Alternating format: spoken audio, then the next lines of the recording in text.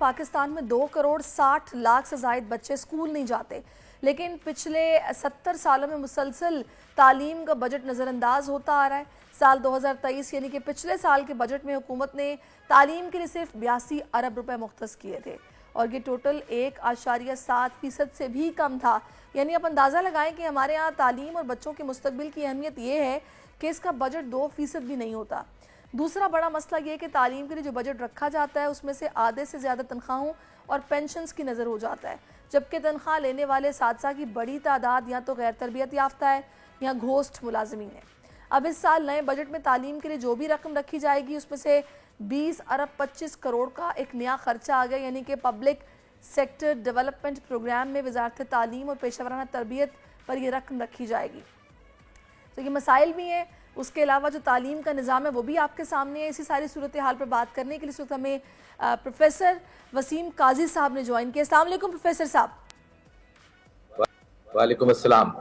Professor صاحب، یہ جو میں نے ابھی ساری صورتحال بتائی ہے تعلیم کے نظام کے حوالے سے اور بجٹ کے حوالے سے، آپ لوگ مطمئن ہیں جو پیسے رکھے گئے، رکھے جاتے رہیں اور اب رکھے جائیں گے اس سے؟ ان تمام اعداد و شمار سے کون مطمئن ہو سکتا ہے؟ جب ہم اپنے معاشرے کا جائزہ لیں اور معاشرے میں پھیلتی ہوئی ابتری، معاشرے میں پھیلتی ہوئی بے روزگاری کا جائزہ لیں تو ہمیں پتہ چلے گا کہ کوئی معیشت استحکام نہیں حاصل کر سکتی جب تک اس کی قوم تعلیم پر خرچ نہ کرے۔ تو جب تعلیم کے اعداد و شمار دیکھتے ہیں تو آپ نے بڑے صحیح بتایا کہ 2 کروڑ 60 لاکھ سے زائد بچے ہیں، جو کہ 55% سے زیادہ ہیں اس ایج کا جو کہ اسکول گوئنگ ایج ہے اور وہ اسکول سے باہر ہے۔ اب جب یہ بچے 55% سے زیادہ بچے آپ کے اسکولوں سے باہر ہوں اور پھر ان کے پاس کوئی ہنر نہ ہو اور تعلیم کی سہولتیں نہ ہوں، تو وہ کیسے ہم اپنے ملک کو ایک معاشرتی، معاشی یا سیاسی استحکام دے سکتے ہیں؟ تو اس کے لیے ہمیں بہت زیادہ ضروری ہے کہ ہم نے 70 سال سے اپنی تعلیم کو باقاعدہ نظر انداز کیا، 70-75 سال سے، اور اب ہم اس نہج پہ آ گئے ہیں، اس دہرائے پر آ گئے ہیں کہ اگر ہم اس کو وار فوٹنگ پر، اور ابھی پچھلے دنوں میرے سننے میں آ رہا تھا کہ وزیر اعظم صاحب نے تعلیمی ایمرجنسی کا اعلان کر دیا ہے، تو یہ واقعتاً ایک ایمرجنسی کی صورتحال ہے کہ ہمیں تعلیمی ایمرجنسی کا اعلان کر دینا چاہیے کہ ہم اب سے from now on word we will invest more on education۔ لیکن اب اس میں قاضی صاحب ڈیپینڈ تو یہ کرتا ہے نا کہ آپ نے تعلیمی ایمرجنسی کا تو اعلان کر دیا ہے، لیکن آپ اس ایمرجنسی کے حل کے لیے ظاہر ہے اس کو جو مسائل ان کو اوور کم کرنے کے لیے آپ بجٹ کیا مختص کرتے ہیں، آپ کی پالیسی کیا ہوتی ہے، آپ کتنی سنجیدگی کے ساتھ اور کتنی ترجیحی بنیادوں پر اس پر کام کرتے ہیں؟ آپ اچھی طرح واقف ہیں۔ ہمارے یہاں کئی ایسے اسکول ہیں جو کہ میرا خیال ہے کہ اب مویشی باندھنے کی جگہ وہ بن چکے ہیں۔ ملازمین کی بات کی جائے تو وہ گھوسٹ ملازمین ہیں۔ تعلیم کا نظام اس طرح کا ہے کہ یہاں پر ہر سال ہم بوٹی مافیا کو دیکھتے ہیں کہ جو بے لگام ہوتی ہے، کچھ نہیں کیا جاتا۔ اس کے علاوہ پینشنز جو ابھی میں نے خبر دی کہ وہ اتنی زیادہ ہیں کہ آدھا بجٹ تو پینشنز میں نکل جاتا ہے، اور ملازمین بھی وہ ہیں جو غیر تربیت یافتہ ٹیچرز رہے ہیں۔ تو اس پر آپ کی رائے کیا ہے؟ تم نے بالکل کرکس آف دی میٹر پہ بات کی ہے۔ یہی ہمارے تعلیم کے بنیادی مسائل ہیں۔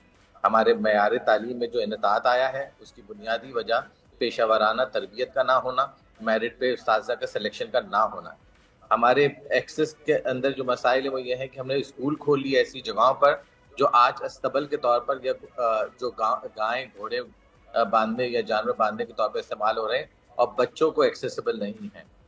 آج ہمارے پاس ایسے مسائل ہیں کہ سیاسی سطح پر جو ہے وہ بھرتیاں کر دی جاتی ہیں اسکولوں کے اندر، اور ہمارے معیار تعلیم بڑے برے طریقے سے متاثر ہو رہا ہے۔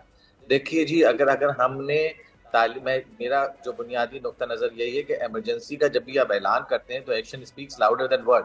اگر آپ نے یہ اعلان کیا ہے تو آپ کے اعداد و شمار، یعنی اعداد و شمار کا مطلب یہ کہ فائنینس کے اعداد و شمار، آپ کی انویسٹمنٹ کے اعداد و شمار، اس بات کی عکاسی کرنا چاہیے اس کو، یا غمازی کرنا چاہیے اس کو کہ آپ واقعتاً تعلیم کو ایک ترجیحات میں اپنے لے رہے ہیں، جو کہ ابھی ہوتا ہوا نظر نہیں آتا ہے مجھے۔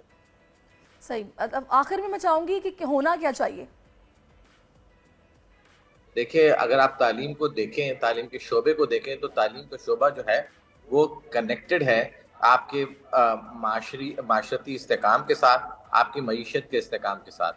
اور اگر آپ تعلیم کے شعبے کو باقاعدہ انتظامی سطح پر انالائز کریں تو ایک اس کی پرائمری ایجوکیشن ہے، ایک اس کی سیکنڈری ایجوکیشن ہے، اور اس کی ایک ہائر سیکنڈری ایجوکیشن ہے، اور چوتھی جو ایجوکیشن ہے وہ ہائر ایجوکیشن ہے۔ اب ان چاروں میں اگر آپ دیکھیں نصاب کی سطح پر بھی کوئی کنیکشن نہیں ہے، ان چاروں میں کوئی معیار کی سطح پر بھی کوئی کنیکشن نہیں ہے۔ یہ کنیکشن پہلے بنانا پڑے گا ان چیزوں کو بہتر۔ بہت شکریہ آپ کا قاضی صاحب، آپ ہمارے ساتھ موجود رہے، آپ نے بالکل وجہ فرمایا۔ سبسکرائب کریں اور بیل دبائیں تاکہ کوئی خبر رہ نہ جائے۔